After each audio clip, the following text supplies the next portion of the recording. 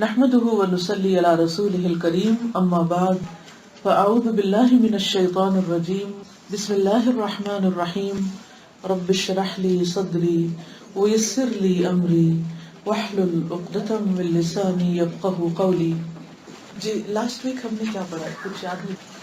چلیے میں ترجمہ دوبارہ پڑھ کے پیچھے سے تھوڑے ریکیپ کے ساتھ آگے چلیں گے انشاءاللہ، کیونکہ ہم نے آدھی حدیث تقریباً پڑھی تھی اور باقی ابھی رہتی تھی. ابو ہریرہ رضی اللہ عنہ سے روایت ہے کہ نبی صلی اللہ علیہ وسلم نے فرمایا، جس نے کسی مومن سے دنیا کی تکلیفوں میں سے کسی تکلیف کو دور کیا، اللہ تعالیٰ اس سے قیامت کے دن کی تکلیفوں میں سے کسی تکلیف کو دور کر دے گا. اور سب سے بڑی تکلیف کب ہوگی؟ آخرت میں. دنیا کی تو ہر تکلیف چلی جاتی، لیکن آخرت کی تکلیفیں بہت بڑی ہیں. اور جس نے کسی تنگ دست پر یعنی فقیر پر آسانی کی، اللہ اس پر دنیا اور آخرت میں آسانی فرما دے گا. جو کسی مسلمان کو ڈھانپے گا، کسی کی عیب پوشی کرے گا، اللہ دنیا اور آخرت میں اس کے عیب چھپا دے گا. اور اللہ تعالیٰ تب تک اس بندے کی مدد میں ہوتے ہیں جب تک وہ بندہ اپنے بھائی کی مدد میں لگا رہتا ہے.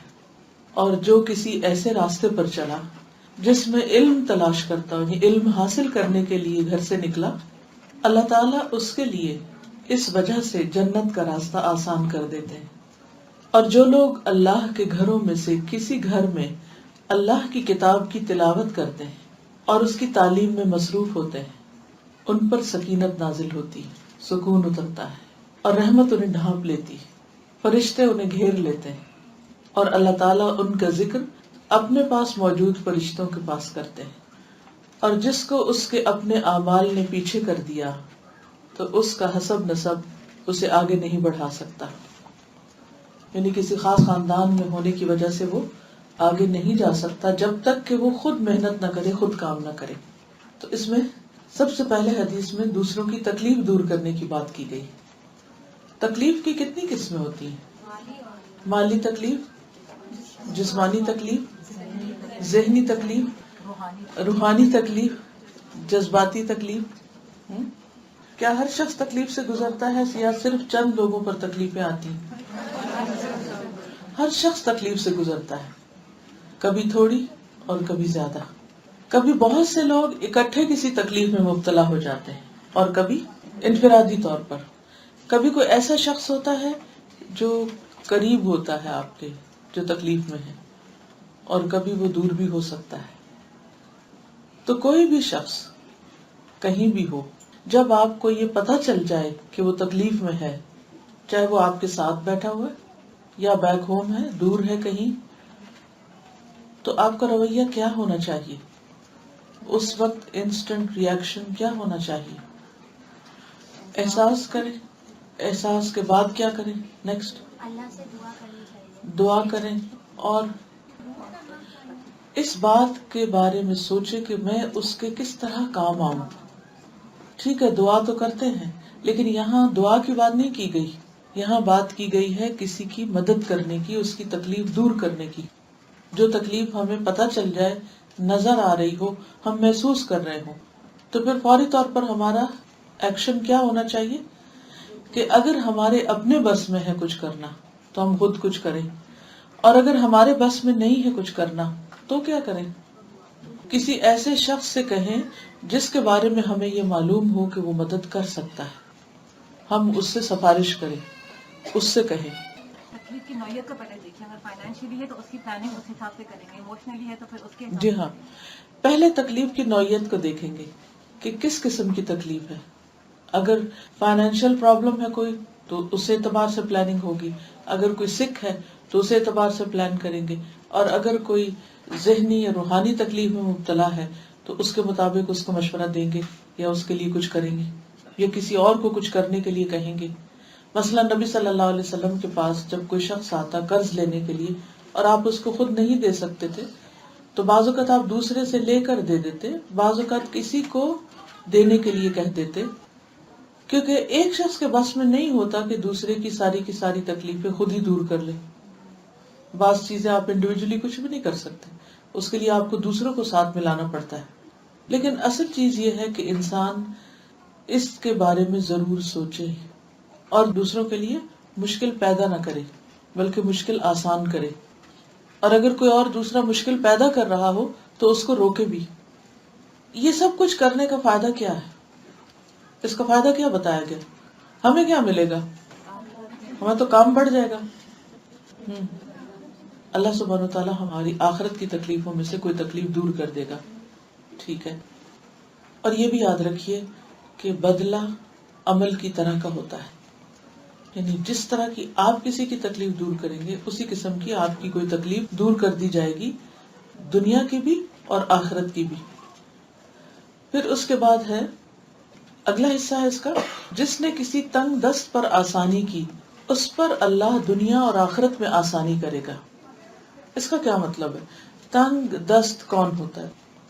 دست کہتے ہیں فارسی میں ہاتھ کو، تنگ کو کہتے ہیں ہاتھ تنگ، جس کا ہاتھ تنگ ہے، یا اسپیسیفکلی مال کی تنگی کا ذکر ہے کہ اس کے پاس کچھ ہے نہیں خرچ کرنے اور وہ شدید ضرورت مند ہے، مثلا بھوکا ہے، ننگا ہے، یا کوئی اور اس کی مصیبت ہے۔ بعض اوقات سفید پوش لوگ بھی ہوتے ہیں جو اپنے اخراجات پورے نہیں کر سکتے، ایک چیز میں ڈالتے ہیں تو دوسرے کے لیے پیسہ نہیں بچتا، دوسرے میں ڈالتے تو تیسری مشکل کھڑی ہو جاتی ہے۔ ایسی صورت میں کیا اجر بتایا گیا؟ پہلا ہے جنرل، کوئی بھی تکلیف دور کر دے تو آخرت کی تکلیف دور ہو جائے گی۔ دوسرا ہے اسپیسیفک، جو مالی تکلیفوں سے متعلق ہے۔ اور پھر ہے ومن ستر مسلما سترہ اللہ فی الدنیا والآخرہ، جو کسی مسلمان کو ڈھانپے گا، کسی کی عیب پوشی کرے گا، اللہ دنیا اور آخرت میں اس کے عیب چھپا دے گا۔ تو عیب چھپانے کا مطلب کیا ہے؟ مثلاً کیا چیز عیب ہو سکتی؟ کوئی مثال سے بتائیے مجھے۔ کسی نے کوئی گناہ کیا اور آپ کو شیئر کیا، کسی نے کوئی گناہ کیا ہو انسان ہونے کے ناطے اور اس نے آپ کو بتا دیا ہو اپنا گناہ، اب آپ کیا کریں؟ اس کو بلیک میل کرنا شروع کر دیں، تو یہ ٹھیک نہیں۔ اور کسی کا عیب کیا ہوگا؟ مثلا عیب کس کو کہتے ہیں آپ؟ مثلا خامی میں کیا آتا ہے؟ جو وہ دوسروں کے سامنے وہ شرمندگی محسوس کرتا ہو، شابش، اس کی کوئی بھی ایسی کمزوری، کمی، کوتاہی جس کا ذکر کرنا وہ دوسروں کے سامنے پسند نہ کرتا ہو۔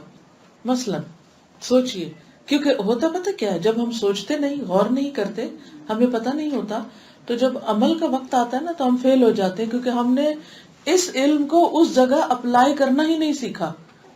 بعض چیزیں عیب ہوتی ہیں، بعض چیزیں کمزوریاں ہوتی ہیں جنہیں لوگ دوسروں کے سامنے بیان نہیں کرنا چاہتے۔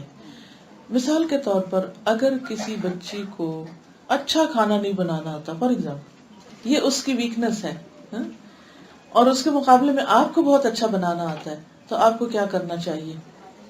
آپ مثلاً اس کے گھر گئے ہیں، اس نے جو بنایا اس کا کوئی ٹیسٹ نہیں، کوئی مزہ نہیں، اچھا نہیں لگا آپ کو، تو اب آپ کیا کریں گے؟ جا کر اپنے گھر واپس جا کر، یا گاڑی میں بیٹھتے ہی، یا کسی اور مجلس میں، یا اس کے خاندان کے کسی اور شخص سے بات کرتے ہوئے، ایون فون پہ بات کرتے ہوئے، اس کو تو کوئی کام نہیں آتا، وہ تو اتنی نکمی کہ کھانا تک پکانا نہیں آتا۔ اس طرح کی چھوٹی چھوٹی چیزیں، اور بعض اوقات لوگ اسٹرگل کر رہے ہوتے ہیں، سیکھ رہے ہوتے ہیں، کوشش کر رہے ہوتے ہیں، لیکن ہم ان کو ٹائم نہیں دیتے۔ عموماً رشتے کیوں ختم ہو جاتے ہیں، شادیاں کیوں ناکام ہو جاتی ہیں؟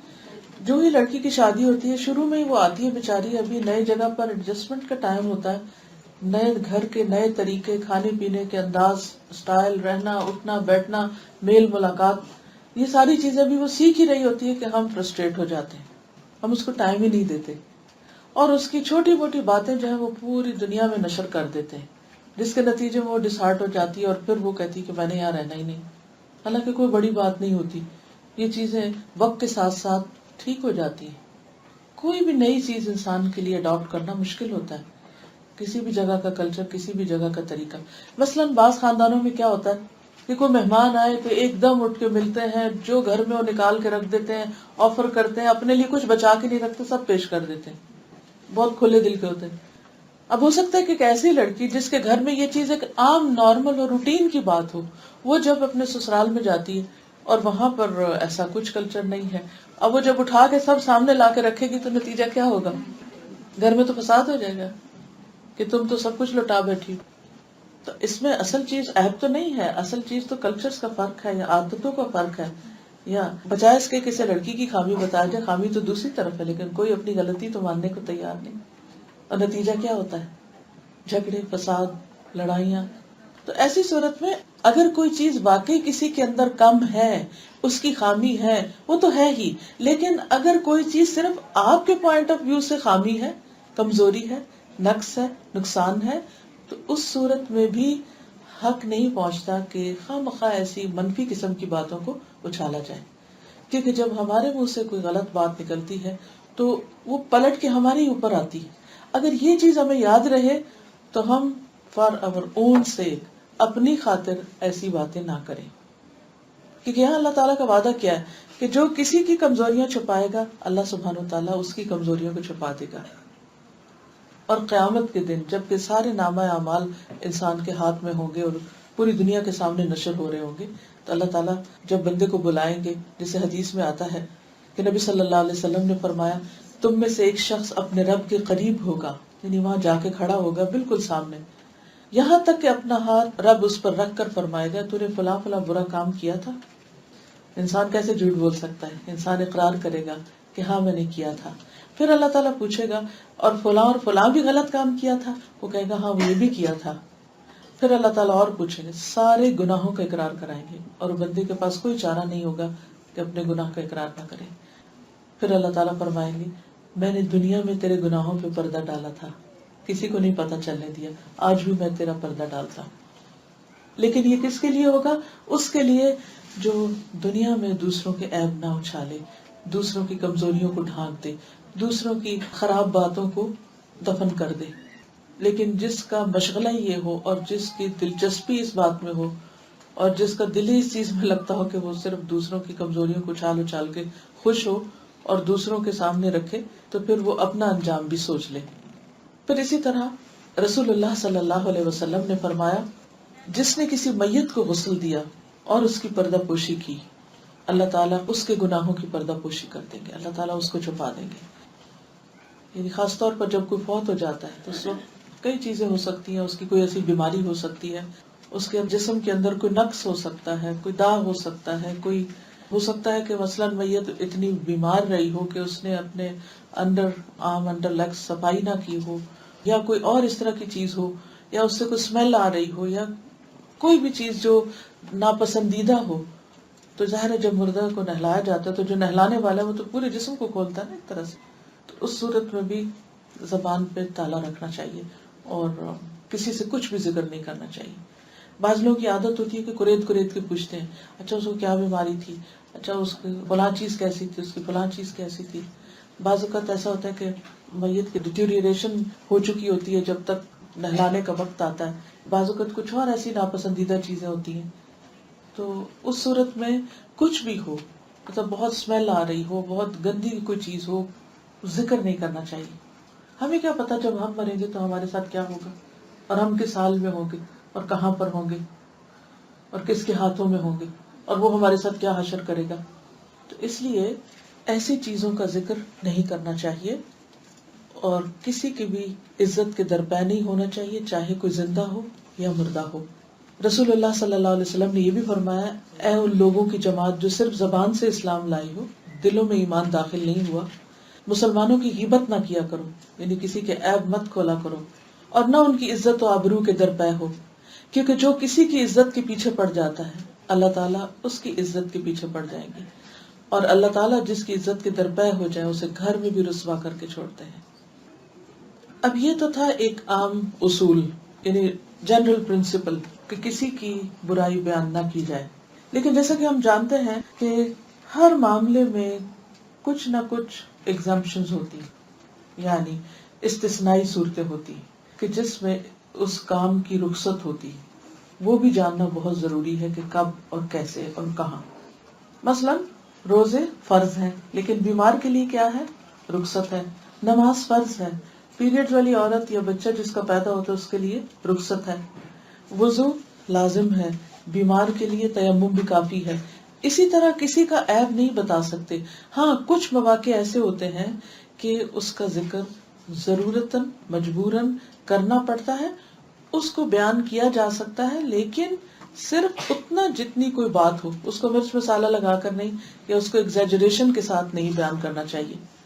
اب وہ کون سا معاملہ ہے؟ رشتہ کرنے کے معاملے میں. رشتے کے معاملے میں اگر کسی کو واضح طور پر دوسرے کی کسی ایسی خرابی خامی کا پتہ ہو کہ جس کا بتانا ضروری ہو، ورنہ وہ نظر آ رہا ہو کہ اگر یہ پتہ نہیں چلے گا اور رشتہ ہو گیا تو یہ چل نہیں سکتا. مثلا اگر کسی کو پتہ ہو کہ اس کے بچے پیدا نہیں ہو سکتے، اگر کسی کو پتہ ہو کہ کوئی لڑکا یا لڑکی کسی اور میں انٹرسٹڈ ہے اور وہ شادی کے لیے بالکل تیار ہی نہیں ہے اس جگہ پر، اور اس کے ساتھ زبردستی کی جا رہی ہے، کوئی لالچ دے کے اس کے ساتھ ایسا کچھ کیا جا رہا ہے یا جبر کر کے کچھ کیا جا رہا ہے، یا یہ کہ کسی کے اندر کوئی ایسا سائیکولوجیکل پرابلم ہے. بعض لوگ بائی پولر ہوتے ہیں، بعض ایسی بیماریوں کا شکار ہوتے ہیں جو دوسرے شخص کی زندگی حرام کر دیتے ہیں. تو اگر کوئی آپ سے پوچھے، اگر کوئی پوچھے نا تو الگ بات ہے، لیکن کوئی اگر آپ سے پوچھے اور آپ 100% یقینی طور پر ایک بات جانتے ہو، آپ کی آنکھوں نے دیکھی ہو یا واقعی آپ اس کا مشاہدہ کر چکے ہو، پھر آپ سے پوچھا جائے تو آپ کو صرف حق بات بیان کرنی ہوگی، نہ کم اور نہ زیادہ. اور اس کی دلیل کیا ہے؟ فاطمہ بنت قیس سے روایت ہے کہ ان کے خاوند نے ان کو طلاق دے دی. جب 3 طلاقیں ہو گئی تو رسول اللہ صلی اللہ علیہ وسلم نے مجھ سے فرمایا کہ جب تمہاری عدت پوری ہو جائے تو مجھے بتانا. تو میں نے آپ کو اطلاع دی. تو ان کے کچھ پروپوزل آئے. اب جب ان کے پروپوزل آئے تو آپ صلی اللہ علیہ وسلم نے ان کو یہاں تک گائیڈ کیا کہ کون مرد کیسا ہے. 2-3 پروپوزل تھے. تو آپ نے فرمایا کہ معاویہ نے تمہیں پروپوز کیا ہے لیکن وہ مفلس آدمی ہے، اس کے پاس ہے کچھ نہیں، تو پہلے سے تمہیں پتا ہو کہ تمہارا گزارا مشکل ہے. اور ابو جہم جو ہے وہ مارنے والا آدمی ہے، اس کو مارنے کی عادت ہے، لیکن اسامہ بہتر ہے. تو فاطمہ نے اپنے ہاتھ سے اشارہ کر کے کہا کہ اسامہ سے میرا نکاح کر دیں. تو آپ صلی اللہ علیہ وسلم نے فرمایا اللہ کی اطاعت اور اس کے رسول کی اطاعت میں تمہارے لیے بہتر ہے. اور وہ کہتی ہے کہ میں نے نبی صلی اللہ علیہ وسلم کے مشورے سے جب شادی کی تو میری شادی پر رشک کیا جانے لگا کہ اس کو بہت اچھا شخص ملا ہے. تو جب بھی زندگی میں کوئی بڑا فیصلہ کرنا ہو تو مشورہ کر لینا ضروری ہے، اچھا ہوتا ہے. اور مشورہ بھی ان لوگوں سے کرنا چاہیے کہ جو صاحب معاملہ ہوں. ہر راہ چلتے بندے سے مشورے کا بھی فائدہ نہیں ہوتا، کہ ان سے پوچھا جائے جو واقعی کسی کو جانتے بھی ہوں، ان کے ساتھ رہ چکے ہوں یا حقیقت معلوم ہو، صرف سنی سنائی باتیں کرنے والے نہ ہوں. پھر حدیث کا اگلا حصہ ہے واللہ فی عون العبد ما کان العبد فی عون اخیہ. اللہ تعالیٰ اس بندے کی مدد میں ہوتا ہے جب تک بندہ اپنے بھائی کی مدد میں ہوتا ہے. بھائی کی مدد کیسے کر سکتے ہیں؟ پھر وہی سوال، صرف مال سے نہیں، صرف کسی کو جسمانی طور پر بھی مدد دے کے، جیسے پچھلی دفعہ انہوں نے اپنا واقعہ شیئر کیا تھا کہ اپنی ساس کو یہ کس طرح سنبھالتی. بعض اوقات ہماری مدد کے مستحق خود ہمارے گھر کے اندر ہوتے ہیں، لیکن ہم سم ہاؤ یہ سمجھتے ہیں کہ جن کو گھر میں مدد چاہیے وہ مدد نہیں. سوشل ویلفیئر کا کام گھر سے باہر نکل کے ہی ہو سکتا ہے. کسی اور مریض کو جا کے دیکھیں گے تو شاید ثواب ہوگا. اگر گھر میں کوئی مریض ہے تو اس کو پوچھنا تو صرف ڈیوٹی ہے نہیں، اس کا بھی بہت بڑا اجر ہے. بلکہ چیریٹی بگنز ایٹ ہوم، گھر سے ہی شروع کرنا چاہیے. اور اگر گھر سے آپ کو، گھر میں کوئی بیمار ہے، گھر میں کوئی پریشان ہے اور آپ کو فرصت نہیں ملتی باہر کسی اسپتال میں جا کے غیر مریضوں کو دیکھنے کی، جو غیر رشتہ دار ہیں، نہ جاننے والے، تو آپ پر کوئی الزام نہیں. ہاں اگر آپ کے پاس وقت ہے تو پھر آپ کو ضرور دوسروں کی مدد جا کے باہر کرنی چاہیے. اور کس طرح مدد کی جا سکتی ہے؟ اگر کسی کے پاس علم نہیں تو اس کو علم کے ساتھ مدد دینا، کسی کو اپنا سبق یاد نہیں تو اس کو سبق یاد کروا دینا، اور اچھا مشورہ دینا، اپنی زبان سے تکلیف نہ دینا. اور اللہ تعالیٰ تب تک اس بندے کی مدد میں ہوتے ہیں جب تک بندہ اپنے بھائی کی مدد میں ہوتا ہے. یعنی جب تک آپ کسی کی مدد کر رہے ہوتے ہیں اللہ تعالیٰ کی طرف سے آپ کے لیے مدد آ رہی ہوتی ہے. وہ مدد بعض اوقات ہمیں نظر آ جاتی اور بہت سارے کیسز میں ہمیں نظر نہیں آتی، لیکن وہ غائبانہ طور پر ہو رہی ہوتی. مثلا ایک شخص کا ایکسیڈنٹ ہونے والا تھا، وہ گھر سے نکلا اور یہ طے شدہ تھا کہ جب یہ ایک خاص پوائنٹ پہ پہنچے گا تو دوسری گاڑی ادھر سے آئے گی اور اس کو ٹکر لگے گی اور وہ نقصان اٹھائے گا. اتنے میں یہ شخص جہاں پر بیٹھا ہوا تھا وہاں کوئی شخص کسی کام سے اس کے پاس آیا اور اس نے خوش دلی سے اس کا کام کر دیا. اب اس کام کے کرنے کی وجہ سے اس کے اس ٹائم میں ڈیلے ہو گیا جس پر وہ نکلنے والا تھا. اب اس کو نہیں پتا، یہ اپنی خوشی کے ساتھ، اپنے اچھی نیت کے ساتھ دوسرے کی مدد کر رہا ہے، اور اس مدد میں اس کے اندر بیک آف دا مائنڈ تھوڑا سا ہے میں لیٹ ہو رہا ہوں، لیکن وہ کہتا نہیں اس وقت سچویشن ایسی کہ مجھے اس کی مدد کرنی چاہیے. اب وہ کر دوسرے کی مدد رہا ہے، لیکن اس کو یہ نہیں پتا کہ اس کی اپنی کیسی مدد ہونے والی ہے. کہ یہ اس مصیبت کو بائی پاس کر کے جانے والا ہے. اسی طرح کوئی بیماری انسان پہ آنے والی ہوتی اور انسان کسی دوسرے کی عیادت کرنے چلا جاتا ہے اور اس کی جا کے تیمارداری کرتا ہے، بیمار پرسی کرتا ہے، اس کے لیے کسی دوائی کا بندوبست کر دیتا ہے، کسی خدمتگار کا بندوبست کر، کسی بھی طرح اس کی ہیلپ کر دیتا ہے. اس نیکی کے صلے میں اللہ تعالیٰ اس کو کسی بہت بڑی بیماری سے بچا لیتے. اب اس کو نہیں پتا، یہ تو فار گرانٹیڈ لے رہا ہے کہ میری تو ہیلتھ اچھی ہے اور میں ایسا ہی رہوں گا. وہ ایک تقدیر نافذ ہونے والی تھی، لیکن جب اس نے دوسرے کی مدد شروع کی تو اللہ تعالیٰ نے اس شر کو اس سے روک لیا، کیونکہ یہ اللہ کا وعدہ ہے جب تک کوئی کسی کی مدد میں رہے گا اللہ تعالیٰ اس کی مدد کرتا رہے گا. تو جہاں آپ زندگی میں دیکھیں کہ کوئی کام اٹک گیا ہے، کوئی چیز رک گئی ہے، کوئی چیز ایسی ہو گئی ہے کہ جس سے کوئی اس کا ایگزٹ نہیں مل رہا، وہ سارے ہی دروازے بند ہیں، تو آپ دیکھیں کہ کون آپ جیسی کسی ایسی سچویشن میں جا کے اس کی مدد شروع کر دے. تو اللہ تعالیٰ آپ کی مدد کرے گا، کیونکہ اللہ کو اپنی مخلوق سے بہت محبت ہے اور اللہ کے نزدیک وہ سب سے زیادہ محبوب ہے جو اس کے مخلوق کی مدد کرنے والا ہے. میرے استاد نے مجھے ایک ٹپ بتائی تھی کہ وہ خواتین کو یہ نسخہ بتایا کرتے تھے. کہتے خواتین میرے پاس مختلف مشورے کرنے آتی رہتی ہیں، تو بہت اچھے اسکالر تھے. تو وہ عموماً جو شکایت عورتوں کی ہوتی ہے کہ ہمارا بچہ کھانا نہیں کھاتا، کہتے میں ان کو ایک ہی بات بتاتا ہوں، جاؤ کسی کے بچے کو کھلاؤ، تمہارا بچہ خود کھانے لگے گا. کیونکہ ہم سب کچھ اپنے ہی بچے کے لیے رکھنا چاہتے ہیں تو پھر وہ بچے نخرے کرتے ہیں. بہرحال اب اس میں آپ دیکھیے کہ دنیا میں اگر آپ ریسرچ کریں تو دنیا کے بہت سے ممالک ایسے ہیں جس میں بہت سے بچے صرف مال نیوٹریشن کی وجہ سے یا کم خوراک کی وجہ سے یا پراپر خوراک یا دوا نہ ہونے کی وجہ سے مر جاتے ہیں بچپن میں ہی، یا بڑے بھی ہوتے ہیں تو بہت سی بیماریوں کا شکار ہوتے ہیں. تو آپ یہ دیکھ سکتے ہیں کہ ان کی مدد کیسے کر سکتے ہیں. مثلا اگر روز کا $1 بھی آپ اپنے کھانے پینے اور اپنی ضروریات سے نکالیں، ایک مہینے کے $30 ہو سکتے ہیں. وہ $30 اگر آپ کسی ایسی جگہ پر بھیج دیتے ہیں اور دے کر بھی بھول جاتے ہیں کہ کہاں جا رہا ہے، جہاں ایسے غریب بچوں کی مدد ہو جائے، تو اللہ سبحانہ وتعالیٰ آپ کے بچے کو شفا دے گا، آپ کی مدد فرمائے گا. تو کوئی بھی طریقہ، یہ تو صرف ایک چھوٹی سی ٹپ ہے، کچھ بھی آپ کر سکتے ہیں کہ جس کے ذریعے آپ دوسروں کی مدد کریں. اس میں وہ مشہور واقعہ جو صحیح مسلم کی روایت میں آتا ہے اور بہت ہی خوبصورت واقعہ کہ نبی صلی اللہ علیہ وسلم نے فرمایا، اور چونکہ آپ نے فرمایا اس لیے بالکل سچا واقعہ، کہ ایک آدمی جنگل میں جا رہا تھا تو اس کے کانوں میں ایک آواز پڑی جو بادل سے آ رہی تھی کہ جاؤ فلاں شخص کے باغ کو سیراب کرو. اس آواز پر وہ بادل ایک طرف کو جانے لگا اور اس کا پانی ایک پتھریلی جگہ پہ برس گیا، اور وہاں سے وہ پانی مختلف نالیوں کی شکل اختیار کرتے کرتے ایک جگہ پہ جمع ہو گیا. اور جس نے وہ آواز سنی تھی وہ اس بادل کے پیچھے چل پڑا کہ یہ بادل جاتا اب کہاں ہے، کیونکہ اس نے ایک آواز سنی. وہ جب ایک خاص جگہ پر گیا، وہاں اس نے دیکھا کہ بادل برسا ہے، پانی نکلا ہے، جمع ہوا ہے، تو پانی کے بہاؤ پر چلنے لگا. دیکھا تو آگے ایک شخص کھڑا ہے جو اسی پانی کو کدال کے ساتھ اپنی زمین کو لگا رہا ہے. تو اس نے کہا کہ کیا تمہارا یہ نام ہے؟ اس نے کہا میرا بالکل یہی نام ہے. تم نے کہاں سے سنا؟ انہوں نے کہا کہ میں نے اس بادل سے سنا تھا جو ابھی برسا ہے. مجھے یہ بتاؤ تم کرتے کیا ہو کہ میں نے بادل سے تمہاری آواز سنی. اور یہ ناممکن نہیں ہے، عین ممکن ہے، کیونکہ آپ کو معلوم ہے کہ اللہ سبحانہ وتعالیٰ کے بہت سے فرشتے آسمان و زمین میں نظام چلا رہے ہیں اللہ کے حکم سے. وہ احکامات لیتے ہیں اور آگے ایک دوسرے کو بتاتے ہیں، اور یہ بادل ایسے اڑتے گھومتے نظر آتے ہیں، حالانکہ ان پر بھی فرشتے مقرر ہیں. کبھی آپ دیکھیں کہ وہ ایک خاص ڈائریکشن پہ کیوں چلتے ہیں، کبھی ایک طرف جا رہے ہوتے ہیں، کبھی دوسری طرف جا رہے ہوتے ہیں. ہم یہ کہہ سکتے ہیں جی جدھر کی ہوا ادھر ہی چل رہے ہیں، لیکن ہوا بھی ادھر کی کیوں ہے، کسی اور طرف کی کیوں نہیں؟ ٹھیک ہو تو سب اللہ کے حکم سے رہا ہے، لیکن ان تمام چیزوں کا نظام چلانے کے لیے اللہ سبحانہ وتعالیٰ نے فرشتے مقرر کر رکھے ہیں، اور بعض اوقات وہ ایک دوسرے کو میسیجز دیتے ہیں.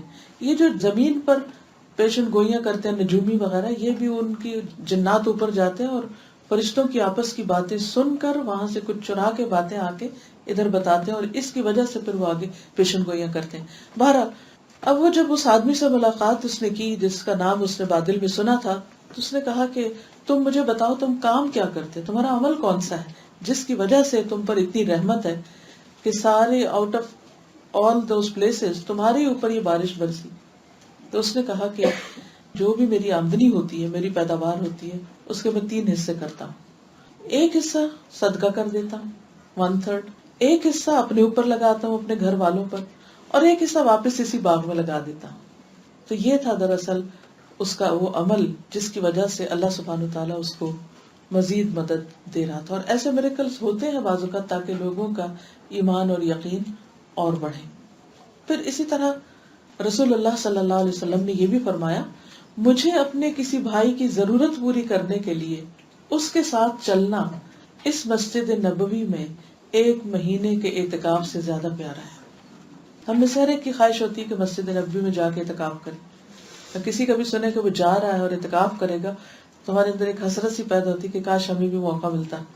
لیکن دن رات میں کئی مواقع ایسے ہو سکتے ہیں کہ جن کو ہم اویل کر سکتے ہیں کہ کسی کی ضرورت پوری کر کے کسی کے ساتھ چل کے اس کا کام کروانا. اور یہ کوئی چھوٹا سا ثواب اور چھوٹا سا اجر نہیں. اللہ سبحانہ تعالیٰ کے خزانے بہت وسیع ہیں اور جس کو جہاں سے جتنا چاہے نوازے. اصل بات ہے ہمارا ٹیسٹ، ہمارا امتحان ہوتا رہتا ہے وقتاً فوقتاً. تھوڑی دیر کے لیے سوچئے کہ جب کوئی ایسی کال آ جاتی ہے جس میں کسی شخص کو آپ کی کوئی ہیلپ چاہیے ہوتی ہے تو آپ کا انسٹنٹ ری ایکشن کیا ہوتا ہے. بس یہ سوچئے اس وقت ہم کیا سوچتے ہیں. مثلاً آپ اپنے گھر سے نکل رہے تھے بچوں کو ڈراپ کرنے کے لیے، اتنے میں آپ کی دوست کا فون آ گیا کہ پلیز آج میرے بچوں کو بھی ڈراپ کر دو کیونکہ گاڑی کا کچھ مسئلہ ہو گیا. اب آپ کا انسٹنٹ ری ایکشن کیا ہوتا ہے؟ ایک تو یہ ہو سکتا ہے چلو شکر ہے مجھے موقع مل گیا نیکی کا، اپنا بچوں کو تو چھوڑنا ہی ہے، اللہ نے ایک اور موقع دے دیا. ایک یہ ہے کہ اوہ اب مجھے تھوڑا سا جلدی نکلنا پڑے گا اور پھر مجھے اتنا آؤٹ آف دا وے جا کے ان کو لینا پڑے گا. اور ایک یہ ہے کہ کچھ بھی نہ ایکسائٹمنٹ ہے اور نہ ہی کوئی مشکل، بس ٹھیک ہے کر لیتے ہیں just for the sake of doing it. یا یہ سوچ لیتے کیا پتا کسی دن مجھے بھی کام پڑ جائے تو میں آج کر لوں تاکہ کل میرے کام آ جائے. تو ان میں سے بہتر کون سی چیز ہے؟ جو پہلی سچویشن تھی نا، شکر ہے نیکی کا ایک موقع مل گیا. کیا نیکسٹ ٹائم یہ سوچ سکیں گے؟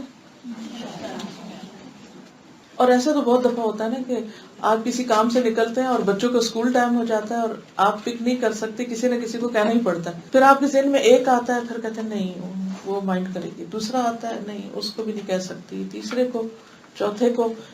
آؤٹ آف 5 پیپل آپ کس کو کہیں گے؟ یہ نیکی کا موقع کس کو دیں گے جس کے بارے میں آپ کو یقین ہو کہ خوش دلی سے کرے گا.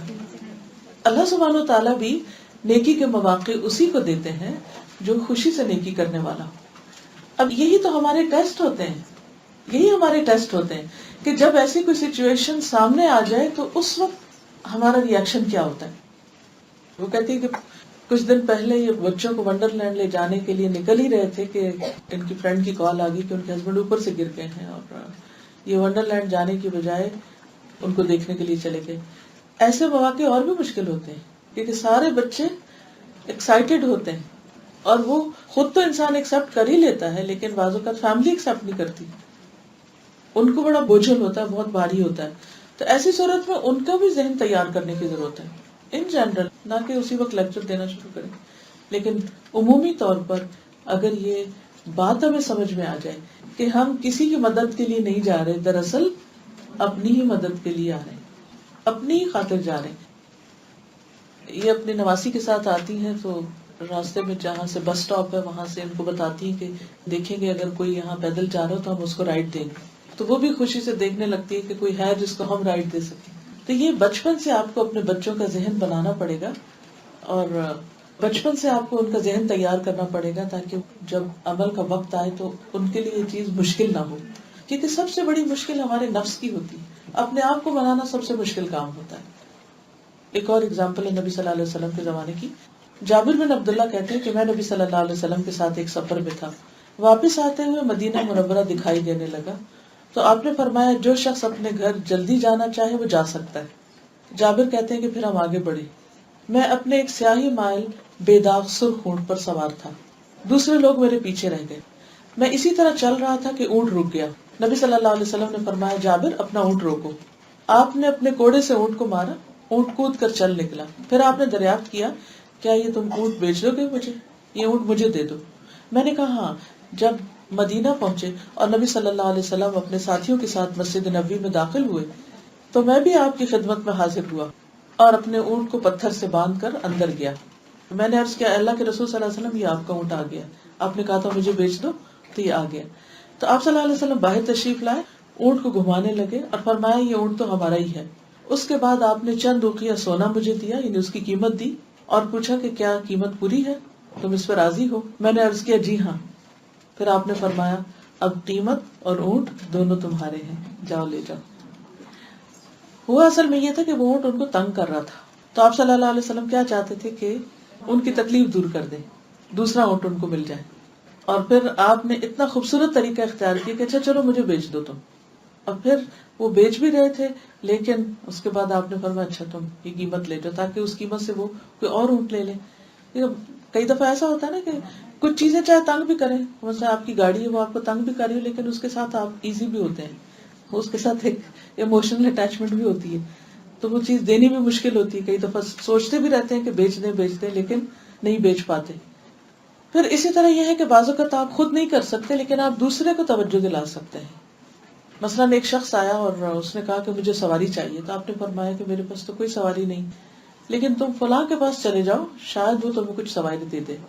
تو وہ اس کے پاس چلا گیا اور اس کو سواری مل گئی. پھر وہ نبی صلی اللہ علیہ وسلم کے پاس آیا اور آپ کو آ کر بتایا, تو آپ نے فرمایا جو شخص کسی کی خیر کی طرف رہنمائی کر دے کہ جاؤ فلاں کے پاس مل جائے گی, فلاں شاپ پہ چلے جاؤ, فلاں مال میں چلے جاؤ, فلاں شخص سے بات کر لو, صرف راستہ بتانا, کلو دینا, ٹپ بتانا, تو اس کو بھی اتنا ہی اجر ہے جتنا اس کام کے کرنے والے کو جس کے پاس اس نے جا کے وہ اپنی ضرورت پوری کی. پھر دوسرے کی سفارش کرنا, اور حدیث کے آخر میں ہے وَمَنْ سَلَكَ طَرِيقًا يَلْتَمِسُ فِيهِ عِلْمًا سَهَّلَ اللَّهُ لَهُ طَرِيقًا إِلَى الْجَنَّةِ. جو شخص علم کے راستے پر چلا, اللہ سبحانہ وتعالی اس کے لیے جنت کا راستہ آسان کر دیں گے. علم کا راستہ کون سا راستہ ہوتا ہے؟ سیکھنے کا راستہ. یہاں خاص طور پر دین سیکھنے کی بات ہے, ٹھیک ہے, یعنی ایسا علم سیکھنا کہ جس کے ذریعے انسان حلال حرام میں تمیز کر سکے, اچھے برے کا فرق جان سکے, اور یہ جان سکے کہ جنت کو لے جانے والے کون کون سے کام ہیں. تو جو شخص اس راستے پہ چلے گا, ان باتوں کو جان لے گا اور ان کاموں کو کرے گا, تو اللہ سبحانہ وتعالیٰ اس کے لیے جنت کا راستہ بھی آسان کر دیں گے. ابو ہریرہ سے روایت ہے کہ رسول اللہ صلی اللہ علیہ وسلم نے فرمایا جو علم اللہ کی رضا کے لیے حاصل کیا جاتا ہے, جس نے اسے دنیا کا مال و متاع حاصل کرنے کے لیے سیکھا, اسے قیامت کے دن جنت کی خوشبو بھی نہ آئے گی. کیونکہ ان دونوں میں بہت بڑا فرق ہے. اگر دنیا کمانی ہے تو دنیا کا علم حاصل کرو, اور اگر جنت کمانی ہے تو خالصتاً اللہ کی رضا کے لیے دین کا علم حاصل کرو. یعنی دین کا علم حاصل کرنے کے پیچھے نیت یہ نہیں ہونی چاہیے کہ اس کے ذریعے میں دنیا کا مال سمیٹ لوں. رسول اللہ صلی اللہ علیہ وسلم نے فرمایا جس نے علم اس لیے سیکھا کہ علماء کے سامنے فخر کرے کہ میں تم سے زیادہ جانتا ہوں, بے وقوف لوگوں سے بحثیں کرے اور لوگوں کو اپنی طرف مائل کرے, اپنا گرویدہ بنائے, اللہ تعالیٰ اس کو دوزخ میں داخل کرے گا. یعنی ایسا نہیں کہ صرف دین کا علم ظاہری طور پر حاصل کرنے سے سارے مطلب پورے ہو جاتے ہیں. سب سے پہلی چیز تو نیت ہے, مقصد ہے, اور پھر اگر مقصد درست نہیں تو چاہے آپ قرآن ہی کیوں نہ حفظ کر رہے ہو اس کا بھی فائدہ نہیں. مثلا اگر کوئی شخص حافظ کہلانے کے لیے قرآن حفظ کر رہا ہے, یا کوئی ماں باپ اس لیے حفظ کرا رہے ہیں کہ لوگ کہیں کہ یہ کتنے نیک ماں باپ ہیں, یہ اپنے بچوں کو حفظ کرا رہے ہیں, تو ایسی تمام چیزیں انسان کے لیے الٹا بھی ثابت ہو سکتی ہیں. ان کا کہنا یہ ہے کہ اگر کوئی کسی اور دین کے لوگ ہیں اور وہ اپنا سیکھتے سکھاتے ہیں اور وہ آپ کو انوائٹ کرتے ہیں کہ آپ بھی آئیں اور اپنے خیالات شیئر کریں, تو کیا ایسی جگہ پر جانا چاہیے؟ اس میں دو چیزیں. ایک تو یہ ہے کہ آپ کی نیت کیا ہے جانے کی, کیا علم حاصل کرنے کے لیے جا رہے ہیں یا خود کچھ دینے کے لیے جا رہے ہیں, شیئر کرنے کے لیے جا رہے ہیں. سیکنڈ ون ہونی چاہیے کہ آپ کے پاس جو حق ہے, سچ ہے, اللہ کا کلام ہے, یہ دین کی بات ہے, وہ آپ ان تک پہنچائیں اور اس کو ایک موقع سمجھ کر ان لوگوں کو کوئی اچھی بات بتائیں. لیکن اگر آپ یہ سمجھتے ہیں کہ آپ کے پاس تو دینے کے لیے کچھ ہے ہی نہیں, مثلاً آپ کسی چیریٹی ڈنر میں جا رہے ہیں اور بیگ آپ کا خالی ہے, تو اب آپ کسی سے کیسے پوچھیں گے کہ ہم وہاں جائیں کہ نہ جائیں؟ اگر آپ کے پاس کچھ دینے کے لیے ہے تو ضرور جائیں, اور اگر آپ کے پاس کچھ دینے کے لیے نہیں تو پھر آپ مت جائیں, کیونکہ اس سے پھر یہ خطرہ ہو سکتا ہے کہ کچھ ایسی چیزیں لے کے آپ آ جائیں کہ آپ اپنے دین میں شک کرنے لگیں. اور اس وقت اگر آپ دیکھیں تو مسلمان بچوں کی ایک بہت بڑی تعداد اپنے ہی دین کے بارے میں شک میں ہے. اس کی بنیادی وجہ کیا ہے؟ Lack of knowledge. ہم پیدائشی مسلمان تو ہیں، لیکن ہمیں یہ نہیں پتا کہ ہم کیوں مسلمان ہیں، اور ایمان کا ہونا یا نہ ہونا کیا ڈفرنس رکھتا ہے. وہ بعض اوقات خود ڈاؤٹ میں ہوتے ہیں، آپ سے ایسے سوال کرتے ہیں، یعنی کہ ان کا یقین ختم ہو چکا ہوتا ہے. وہ آپ کو کچھ نہیں کہتے، آپ مسلمان ہیں، آپ اپنا سب کچھ کرتے ہیں، لیکن وہ خود ایک کنفیوژن کا شکار ہوتے ہیں. اس کی کیا وجہ ہے؟ وہ کیوں کنفیوژن کا شکار ہو گئے؟ ماحول کا اثر، ایسی ٹیچنگز، ایسے آئیڈیاز سے ایکسپوجر کہ جو دین کی بنیادی چیزوں کے ایمان بالغیب کے ہے ہی خلاف، تو ان کے اندر بھی ڈاؤٹس آ جاتے ہیں. اور جب کسی چیز کے اندر ڈاؤٹ آ جاتا ہے تو پھر تو ایمان باقی نہیں رہتا. تو اس کا حل کیا ہے؟ علاج کیا ہے؟ کیا ایسے بچے مدد کے مستحق ہیں؟ اس میں یہ کہ بچوں کے ساتھ ایسی کوئی بھی چیز گھر میں سامنے آئے تو بہت صبر، تحمل، حوصلے اور ایکسٹرا کیئر کی ضرورت ہے. کیونکہ سب سے پہلی چیز یہ ہے کہ آپ اس کا اعتماد بحال کریں. آپ اسے نفرت نہ دلائیں، آپ اس کو شرم نہ کر دیں، آپ اس کو چپ نہیں کرا دیں، آپ اس کو صرف فتوے نہیں دے دیں کہ یہ حلال ہے، یہ حرام ہے، مانتے ہو تو مانو، نہیں تو نہیں، بلکہ اپنے اندر سننے کا حوصلہ پیدا کریں. آپ کے لیے بہت تکلیف دہ ہوگا، بہت مشکل ہوگا، لیکن جانے تو صحیح کہ ان کے ذہن میں ہے کیا، اور جب جان لیں گے تو پھر ان چیزوں کا جواب بھی ڈھونڈیں. یہ آپ کی ذمہ داری بنتی ہے. جب وہ سوال کرتے ہیں تو ہم سوال کا جواب نہیں دیتے ان کو، یا ان کی بات نہیں سنتے. بعض اوقات ساری کوششوں کے باوجود بھی آپ کچھ نتیجہ حاصل نہیں کر پاتے. تو چاہے کوئی ذہنی کشمکش میں مبتلا ہو، چاہے جسمانی، چاہے جذباتی، روحانی، مالی، کسی بھی تکلیف میں ہو، اس کی تکلیف دور کرنا، اس کی مدد کرنا اللہ سبحانہ و تعالیٰ کی رحمت حاصل کرنے کا ذریعہ. اگر کوئی بچہ آ کر ایسی کوئی بات کرتا ہے اور اوپن ہو جاتا ہے اور کھل کے آپ سے بات کرتا ہے تو اس کو ایک بلیسنگ سمجھے کہ ایٹ لیسٹ اس نے کمیونیکیشن کی. ورنہ کیا ہے کہ وہ اپنے اندر ہی چھپا کے رکھے گا اور آپ کو تو پتہ بھی نہیں چلے گا کہ کیا ہو چکا. یہ کہہ رہی ہے کہ بعض اوقات ایسا ہوتا ہے کہ بچہ اگر کبھی کوئی ایسی بات کرتا ہے تو پیرنٹس اس سے بول چال چھوڑ دیتے ہیں، ناراض ہو جاتے ہیں. یہ سارے مرحلے بعد میں آتے ہیں. سب سے پہلے ہمدردی کی ضرورت ہے، کیونکہ وہ پریشان ہے، اور اگر پریشان نہیں تو کنفیوژن کا شکار ہے یا کسی بھی طرح ڈسٹرب ہے تو وہ مدد کا مستحق ہے، اسے مدد چاہیے آپ کی.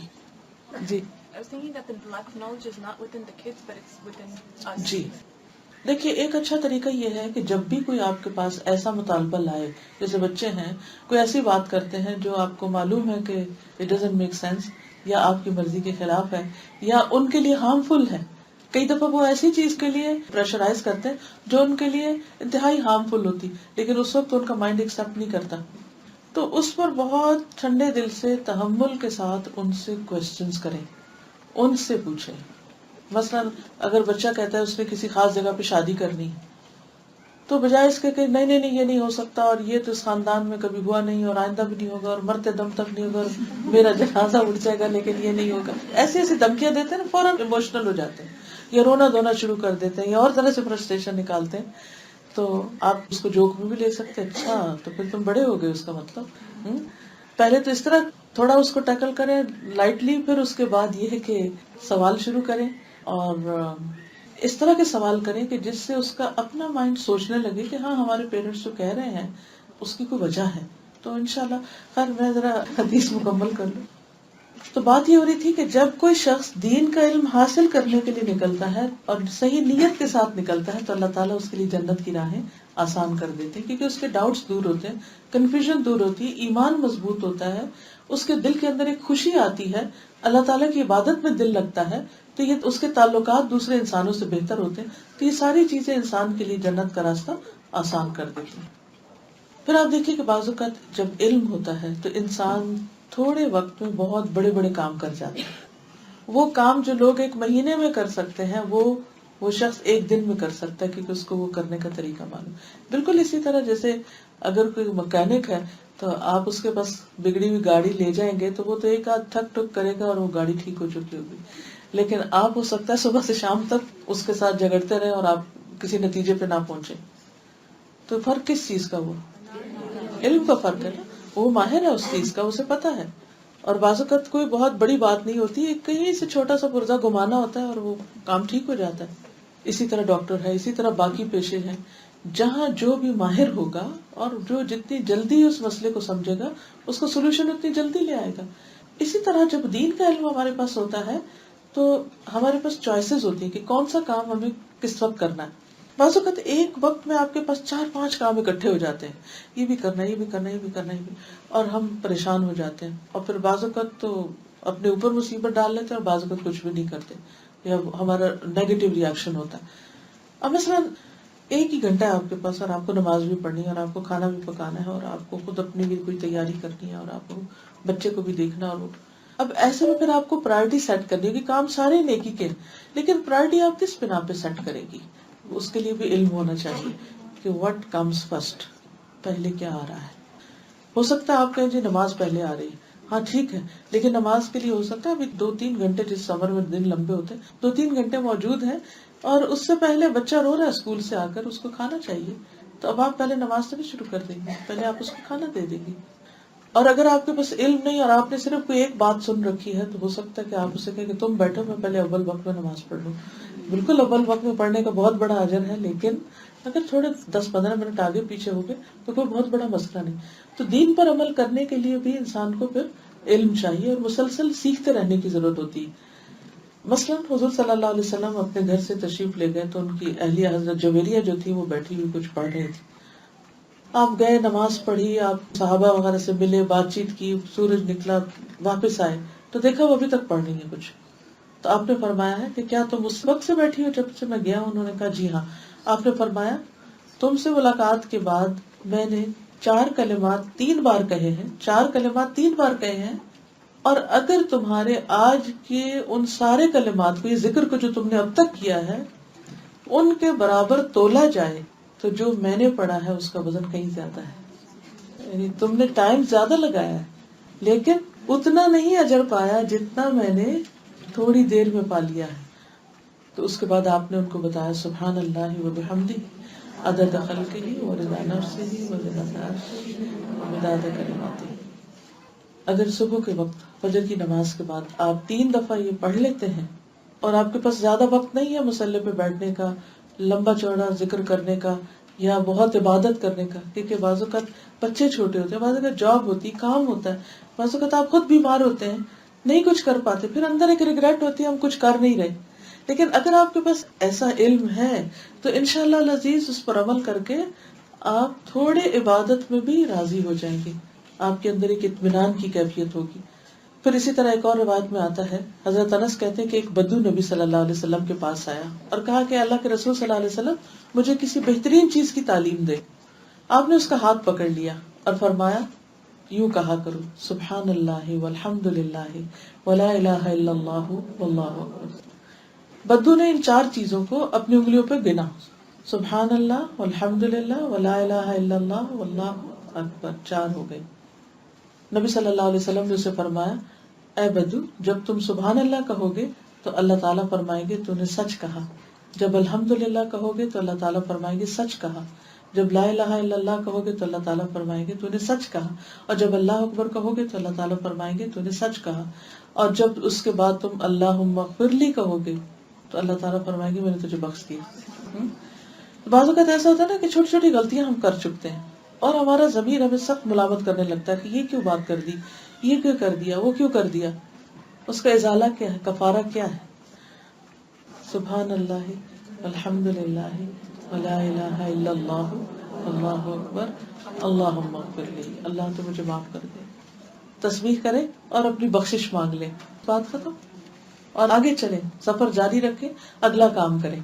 کیونکہ یہ جو ریگریٹس ہوتی ہے نا، یہ کیوں ہو گیا، وہ اپنے آپ ہی کو کھائے جاتے ہیں ہم اور خواہ کی پریشانی میں رہتے ہیں اور اس سے اتنا سارا وقت ضائع ہو جاتا ہے کہ جو کرنے کا کام ہوتا ہے اس کا وقت نکل جاتا ہے اسی پریشانی میں، کیونکہ موڈ آف ہو چکا ہوتا ہے. یہ ریگریٹس بھی اور اوور ریگریٹ کرنا جو ہے یہ بھی شیطان کی چال ہوتی ہے. ایک شخص حضور صلی اللہ علیہ وسلم کی خدمت میں حاضر ہوا اور عرض کیا یا رسول اللہ صلی اللہ علیہ وسلم میں پہلے جنگ میں شریک ہو جاؤں یا پہلے اسلام لاؤں؟ تو آپ نے فرمایا پہلے اسلام قبول کر لو پھر شریک ہونا. تو پہلے وہ اسلام لائے، اس کے بعد جنگ میں شریک ہوا اور وہ شہید ہو گیا. آپ نے فرمایا اس نے عمل بہت کم کیا لیکن اجر بہت بڑا پا لیا. تو اس حدیث سے یہ پتہ چلتا ہے کہ بعض سچویشنز ایسی ہوتی ہیں جو اچانک آپ کے سامنے آتی ہیں وہ نیکی کا ایک موقع ہے، ایک اپرچونٹی ہوتی ہے، اور اگر آپ اس کو اس وقت کر جاتے ہیں تو بازو کا صرف آپ نے سگنیچر کرنے ہوتے ہیں کسی چیز پہ، یا یس کہنا ہوتا ہے، یا اجازت دینی ہوتی ہے کسی کو، یا کوئی آپ سے کچھ پوچھ رہا تو آپ ہاں یا نہ کر رہے ہوتے ہیں.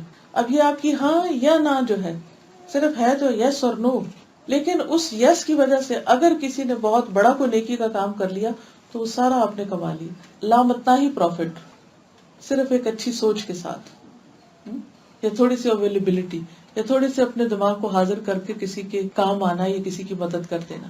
کیونکہ کئی دفعہ ہم چھوٹی چھوٹی چیزوں سے لاپرواہی برتتے ہیں، اور یہ کب ہوتا ہے جب ہم مصروف ہوتے ہیں نا کسی کام میں، تو ہم کہتے ہیں کہ میرا کام زیادہ امپورٹنٹ ہے اور اب میں کچھ اور نہیں کر سکتا. کوئی اگر مجھ سے مدد مانگتا بھی ہے تو اس وقت میں نہیں دے سکتا کیونکہ میں اپنے بہت اہم کام میں لگا ہوں. اصل میں تو الٹیمیٹلی آپ اجر کما رہے ہیں نا، یہ بھی کمائیے وہ بھی کمائیے، تو آپ کام میں لگے، ٹھیک ہے آپ کام کیجیے، لیکن ہو سکتا ہے کہ کوئی ضرورت مند آپ کا بچہ ہی ہو، آپ کے شوہر ہی ہو، کوئی بھی ہو، تو اگر آپ اس وقت تھوڑی سی بریک لے کے آپ ان کا کام کر دیتے ہیں پھر واپس اپنے کام کی طرف پلٹ آتے ہیں، تو ہو سکتا ہے جو کام آپ نے اپنا خود کیا اس کی بنسبت وہ جو کسی کی ہیلپ کر کے آئے وہ زیادہ اجر کا باعث ہو. تو اپرچونٹیز ہر وقت نہیں آتی، اور ہمارے ٹیسٹ کے طور پر اچانک کبھی کبھی آ جاتی اور ہم اس وقت پر پریشان ہوتے ہیں. تو ایسے میں بھی کام ڈاؤن رہنا چاہیے کہ کوئی بات نہیں، اس میں بھی خیر ہوگی، کوئی وجہ ہے کہ ایسا ہوا ہے، اللہ ہی نے اس شخص کو میرے پاس بھیجا ہے، اللہ نے مجھے چنا، میں اس قابل ہوں کہ کسی کی مدد کر سکوں. اب علم کے راستے کی بات ہو رہی ہے، وَمَجْتَمَعَ قَوْمٌ فِي بَيْتٍ مِّن بُيُوتِ اللَّهِ يَتْلُونَ كِتَابَ اللَّهِ وَيَتَدَارَسُونَهُ بَيْنَهُمْ إِلَّا نَزَلَتْ عَلَيْهِمُ السَّكِينَةُ وَغَشِيَتْهُمُ الرَّحْمَةُ. یہاں اکٹھے بیٹھ کر مل کر اللہ کی کتاب پڑھنے کی فضیلت بیان ہو رہی ہے کہ جب بھی کچھ لوگ اللہ کے گھروں میں سے کسی گھر میں جمع ہوتے ہیں، جیسے مسجد، جیسے یہی جگہ سمجھ لیں آپ، وہ کیا کرتے ہیں؟ اکٹھے بیٹھتے ہیں، پھر اللہ کی کتاب کی تلاوت کرتے ہیں، یعنی پڑھتے ہیں. وَيَتَدَارَسُونَهُ فِي مَا بَيْنَهُمْ، اور آپس میں ایک دوسرے کو سکھاتے ہیں، ڈسکشنز کرتے ہیں، ایک دوسرے کی مدد کرتے ہیں، کوئی کسی کو سبق سنا رہا ہے، کوئی اس کو سن رہا ہے، کوئی کسی کی کسی طرح ہیلپ کر رہا ہے. ایسے گروہ پر، ایسے مجموعے پر اِلَّا وَنَزَلَتْ عَلَيْهِمُ السَّكِينَةُ، ان پر سکینت اترتی، ایک سکون کی کیفیت اترتی، ایک اطمینان ہوتا ہے. وَغَشِيَتْهُمُ الرَّحْمَةُ، اور رحمت انہیں ڈھانپ لیتی، وہ اللہ کی رحمت میں آ جاتے ہیں. قرآن مجید انسان کہیں بھی پڑھے اس کے لیے اجر ہی اجر ہے، چاہے اکیلے بیٹھ کے پڑھے، چاہے دل دل میں پڑھے، چاہے اونچی آواز میں پڑھے، چاہے کہیں بھی پڑھے. لیکن یہ جس خاص چیز کی خوشخبری دی جا رہی ہے وہ جمع ہو کر پڑھنے کی بات ہے، اور جمع بھی ایسی جگہ، یعنی صرف اپنے گھروں میں نہیں بلکہ اللہ کے گھر میں، یعنی کسی کامن پلیس پر، جیسے مسجد ہے یا کوئی مدرسہ ہے، کیونکہ وہ اللہ کے نام پر ہوتی ہے وہ جگہ. تو اس جگہ کا فائدہ کیا ہوتا ہے؟ اپنے گھر میں پڑھنا یا لوگوں کو اپنے گھر بلا کے پڑھنا، اس وہ بھی ٹھیک ہے، اکٹھے بیٹھ کے پڑھیں گے آپ کو اجر ہوگا، لیکن گھر میں پڑھنا اور مسجد میں پڑھنا دو مختلف چیزیں. ماحول کے ساتھ کیفیت ہی بدل جاتی. وہی بات آپ نے 10 دفعہ پڑھی سنی ہوتی ہے، لیکن خاص دوستوں کے ساتھ بیٹھ کے وہی بات آپ کرتے ہیں تو اس کا مزہ ہی کچھ اور ہوتا ہے. رسول اللہ صلی اللہ علیہ وسلم نے فرمایا، جب کوئی جماعت اکٹھی ہو کر اللہ کا ذکر کرتی اور اس سے اس کا مقصد اللہ کی رضا ہوتی ہے تو آسمان سے ایک منادی آواز لگاتا ہے کہ تم اس حال میں کھڑے ہو کہ تمہارے گناہ معاف ہو چکے ہیں اور میں نے تمہارے گناہوں کو نیکیوں سے بدل دیا ہے. یعنی ایسی مجلس سے جب لوگ اٹھ کے جاتے ہیں تو ان کی بخشش ہو چکی ہوتی ہے. ایک اور روایت میں ہے، نبی صلی اللہ علیہ وسلم نے فرمایا، جس جگہ پر، جس گھر میں قرآن مجید کی تلاوت کی جاتی ہے وہ آسمان والوں کو ایسے نظر آتا ہے جیسے زمین والوں کو ستارے نظر آتے ہیں. یعنی وہاں ایک خاص نور ہوتا ہے، ایک خاص روشنی ہوتی ہے. ابو ہریرہ کہتے ہیں، قرآن پڑھنے کی وجہ سے گھر اپنے رہنے والوں پہ کھلا ہو جاتا ہے. یعنی جس گھر میں قرآن کی تلاوت، تعلیم اور ذکر ہوتا ہے اس گھر کے اندر ایک وسعت ہوتی، اس میں فرشتے حاضر ہوتے ہیں، شیطان اس گھر کو چھوڑ دیتے ہیں، اس میں خیر و برکت بڑھ جاتی ہے. اور قرآن نہ پڑھنے کی وجہ سے گھر اپنے رہنے والوں کے لیے تنگ ہو جاتا ہے، لڑائیاں، جھگڑے، فساد، فرشتے اس کو چھوڑ دیتے ہیں، شیطان اس میں بسیرا کر لیتے ہیں، جنات وغیرہ، اور اس کی خیر و برکت کم ہو جاتی ہے. تو مسجد کے اندر ذکر وغیرہ کرنے کے علاوہ اپنے گھروں کے اندر بھی کبھی نہ کبھار ایسی مجلسیں کرنی چاہیے، دوسرے لوگوں کو بلا کر وہاں پڑھنا پڑھانا چاہیے. کیونکہ ایک تو انڈیویجلی ہم تلاوت کرتے ہیں، گھر والے بھی کرتے ہیں، پڑھتے ہیں، نمازیں پڑھتے ہیں، لیکن ایک یہ ہے کہ آپ اپنے دوستوں، عزیزوں، رشتہ داروں کو بلا کے، انوائٹ کر کے، گھر میں بٹھا کے اور پھر اللہ کا ذکر کریں بیٹھ کے. اور یہ سنن الدارمی کی روایت ہے اور یہ حقیقت ہے کہ جہاں قرآن کا نور ہوتا ہے وہاں رحمتیں اور برکتیں ہی اور طرح کی ہوتی ہیں. ایک تسکین، ایک سکینت کی سی کیفیت ہوتی ہے.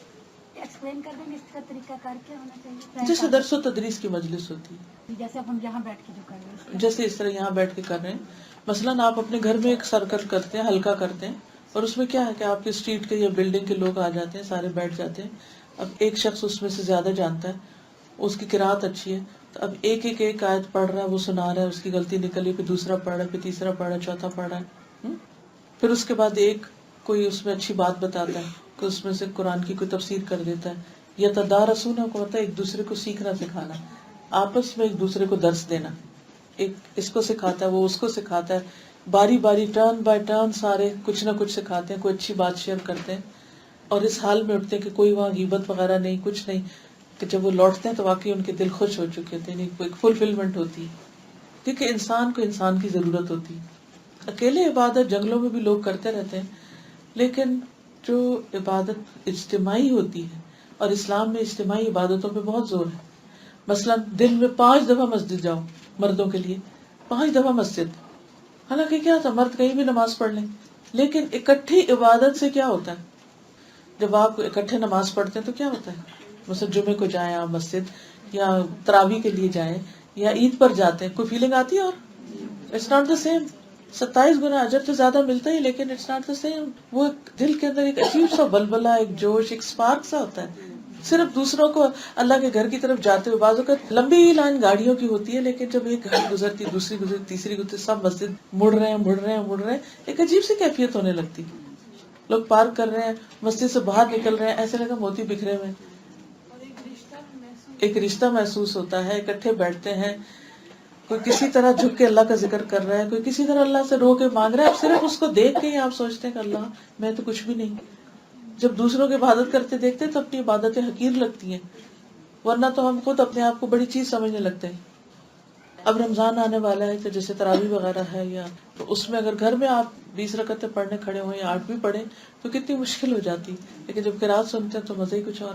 ویسے روڈ پہ آؤ، ٹریفک دیکھو تو ایسا لگتا ہے گاڑیاں ہیں بہت زیادہ ہیں. آج جب ہم صبح آ رہے تھے تو میری موم بھی کہتی ہیں گاڑیوں کے ایسا لگ رہا ہے یہ سب آلودہ جا رہے ہیں ہمارے ساتھ. جی آپ مسجد جو ہے وہ اللہ کی عبادت کی جگہ تو ہے ہی، مگر جیسے سوشل کانٹیکٹ کا بھی ذریعہ ہے. ایک جو بالکل نمازی ہوگا پکا، اگر وہ بیمار ہو گیا، وہ ایکسیڈنٹ ہو گیا تو اس کی اکثر تفصیل کرے گا. اس طرح ایک دوسرے کے حالات سے بھی انسان، بلکہ حدیث میں آتا ہے کہ جو شخص مسلسل مسجد آتا ہے اور کبھی نہ آ سکے تو فرشتے اس کی تلاش میں نکلتے ہیں، وہ کہاں ہے آج. دورہ قرآن کا موقع آ رہا ہے. جی ہاں بالکل، یہ اچھا یاد دلایا انہوں نے. اب رمضان آ رہا ہے تو بہت جگہوں پر، گھروں میں، بلڈنگز میں، مختلف جگہوں پر لوگ دورہ قرآن کرائیں گے، بیٹھیں گے. تو جو بھی قریب ترین ہو وہاں جا کر، ہاں ٹھیک ہے آپ اپنی گاڑی میں بھی سن سکتے ہیں، آپ کہیں بھی، لیکن کوشش کریں کہ 2-4 لوگوں کے ساتھ مل بیٹھ کے، کیونکہ وہ سب ایک دوسرے کو تھام کے بھی رکھتے ہیں. اکیلے تو کبھی سستی بھی ہو جاتی ہے، جب ایک دوسرے کو بٹھا کے سب مل کے کچھ کرتے ہیں پھر اسی موضوع پر بات بھی ہوتی ہے، پھر ہماری باتوں کے ٹاپک بھی چینج ہو جاتے ہیں، کیونکہ اکٹھے علم حاصل کرنے سے پھر ایک لائک مائنڈیڈ آپ کے فرینڈز آپ کے ساتھ مل جاتے ہیں تو نیکی کے کام آسان ہو جاتے ہیں. جہاں بھی آپ کے لیے سہولت ہو ضرور تشریف لے جائیے. پھر اجتماعی عبادات کی میں بات کر رہی تھی. حج آپ دیکھیے، حج میں بھی اتنا ہجوم ہوتا ہے لیکن وہ عبادت ہے ہی اجتماعی. اور اس کو دیکھ کر اس کے اندر ہوتے ہوئے، اتنے کراؤڈ میں ہوتے ہوئے آپ کی ایک اور ہی فیلنگ ہوتی ہے. آپ کو ہوتا ہے کہ I'm not alone، میں اکیلا نہیں ہوں. جب آپ کہیں اکیلے دین پر عمل کر رہے ہوتے ہیں تو ایک مشکل پیش آتی ہے، لیکن جب آپ کے ساتھ اور لوگ ہوتے ہیں تو آپ کو ایک سپورٹ ملتی ہے کہ نہیں اور لوگ بھی یہ سب کرنے والے ہیں. پھر آپ دیکھیں کہ جو بات کر رہے تھے نا کہ اکٹھے جب کوئی کام کرتے ہیں تو آپس میں محبت بھی پیدا ہوتی ہے. یہ محبت اتنی ویلیوبل چیز ہے کہ جس کا اجر بہت بڑا ہے قیامت کے دن. عمرو ابن ابسہ کہتے ہیں کہ میں نے رسول اللہ صلی اللہ علیہ وسلم سے رحمان کے دائیں ہاتھ کے بارے میں سنا، اور رحمان کے دونوں ہاتھ دائیں، اور کچھ لوگ ہوں گے جو نہ انبیاء ہوں گے نہ شہید ہوں گے، ان کے چہروں کی سفیدی کی چمک دیکھنے والوں کو ڈھانپ لے گی. یعنی جس کو وہ دیکھیں گے ان کے چہرے پہ بھی روشنی آ جائے گی. اور انبیاء اور شہداء ان پہ رشک کریں گے کہ یہ اللہ کے کتنے قریب ہیں اور اللہ کے کتنے پیارے ہیں. تو عرض کیا گیا کہ اللہ کے رسول صلی اللہ علیہ وسلم یہ ہوں گے کون لوگ جن کی اتنی بڑی شان ہے آپ نے فرمایا یہ مختلف قبیلوں مختلف گروہوں کے لوگ ہوں گے جو اللہ کے ذکر پر جمع ہوئے، بس اور کوئی وجہ نہیں تھی، صرف دین نے ان کو اکٹھا کیا، اور عمدہ کلام کو، اچھی بات کو اس طرح چن چن کر لیتے ہیں جیسے کھجور کھانے والا عمدہ کھجوریں چنتا ہے. یعنی جیسے آپ بازار جاتے ہیں شاپنگ کرتے ہیں تو بیسٹ کوالٹی کی کوئی چیز لیتے ہیں، اسی طرح ایسے لوگ ایسی مجلسوں میں سے جا کر بیسٹ چیزیں چن کر لے آتے ہیں. دیکھیے کوئی بھی مجلس مشکلات سے خالی نہیں ہوتی. میں اچھی طرح انڈرسٹینڈ کر سکتی ہوں جو لوگ کبھی بھی نیچے نہ بیٹھے ہوں، وہ گھنٹہ ڈیڑھ ان کے لیے نیچے زمین پہ بیٹھنا اٹس ناٹ اے جوک، تکلیف دہ چیز ہے. بعضوں کا جہاں کراؤڈ زیادہ ہوتا ہے وہاں پر سانس نہیں آتی، یا کوئی بہت سے لوگ اکٹھے ہوتے ہیں واش روم جاتے ہیں تو بعضوں کا واش روم آپ کو کلین نہیں ملتا، گیلا ہوتا ہے، یا کوئی اور تکلیف ہوتی، یا پارکنگ کی مشکل ہوتی. ایسی صورت میں کچھ لوگ واپس جا کر کن چیزوں کا تذکرہ کرتے ہیں، کیا ساتھ لے کے جاتے ہیں؟ شکایتیں، کمپلینٹس، مشکلات. اور کچھ لوگ کیا چن کے لے جاتے ہیں؟ جو سنا ہوتا ہے یا پڑھا ہوتا ہے یا سیکھا ہوتا ہے وہ اپنے ساتھ لے کے جاتے ہیں. تو ایسے لوگ جو کسی بھی مجلس سے، چاہے یہاں آنا ہو یا کہیں بھی جانا ہو، کسی بھی مجلس سے اچھی بات چن کے لے جاتے ہیں، ایسے لوگوں پر اللہ سبحانہ وتعالیٰ ان کو ایسی جگہ نور کے ممبروں پر بٹھائیں گے، عرش کے سائے تلے جگہ دیں گے، انبیاء ان پہ رشک کریں گے، اور ان کا اتنا عزت اور اکرام ہوگا کیونکہ دنیا میں ان کے اخلاق ایسے ہی تھے کہ واقعی قابل تعریف لوگ تھے. کیونکہ ہر شخص اپنی نظر سے دیکھتا ہے، اپنے سوچ کے مطابق ہی ریئیکٹ کرتا ہے اور بات کرتا ہے. پھر یہ جو بات ہے نا کہ اللہ تعالیٰ ان کے پاس ذکر کرتے ہیں، یعنی فرشتوں کے پاس جو اللہ کے پاس ہے، جیسے عرش کے ارد گرد فرشتے حملۃ العرش ہیں یا دیگر فرشتے. اس ذکر کا کیا فائدہ، یہ ذکر کا کیا مقصد ہے؟ یہ ذکر ان کا مقام بلند کرنے کے لیے. مثلا اگر آپ کو پتا چلتا ہے کہ آپ مثلا کوئی بھی کام کرتے ہیں، مثلا کوئی آرٹسٹ ہیں آپ، یا کوئی کتاب لکھی ہے آپ نے اور اس کے بارے میں کوئی ریویو اخبار میں چھپتا ہے، ٹورانٹو سٹار میں چھپتا ہے، تو کیسا لگتا ہے آپ کو؟ آپ کو کوئی ایوارڈ مل رہا ہے اور آپ کی تصویر اخبار میں آتی ہے، کیسا لگے گا آپ کو؟ خوشی ہوگی، کتنی خوشی ہوگی. اس اخبار کا کیا کریں گے آپ؟ تو بات میں یہ کر رہی تھی کہ اگر کسی ایسی جگہ پر، کسی اخبار میں، کسی نیوز پیپر پر، ٹیلی ویژن پر آپ کا تذکرہ ہو رہا ہو کہ جی فلاں کو یہ ایوارڈ ملا ہے، تو آپ کو کیسا لگے گا؟ سب کو فون کر کے بتائیں گے آج کی نیوز میں میرا ذکر آ رہا ہے تو پلیز جلدی سے آج ضرور نیوز دیکھنا. ہم خود اس وقت نیوز آن کر لیں گے، خاص ایکسائٹمنٹ ہوگی. تو اللہ سبحانہ وتعالیٰ کے عرش کو اٹھانے والے فرشتے جو ہیں وہ فرشتوں میں بہت عظیم شان فرشتے ہیں. جب کوئی بندہ مجلس میں اللہ کا ذکر کرتا ہے تو اللہ تعالیٰ ان فرشتوں کے سامنے اس کا نام لیتے ہیں. کہاں تک جا کر ذکر ہوتا ہے. دنیا میں اگر ایک نیوز چھپتی بھی ہے تو ایک زبان میں چھپتی ہے، محدود لوگ اس رسالے کو پڑھتے ہیں یا وہ نیوز دیکھتے ہیں، سب تو نہیں اس تک پہنچ سکتے.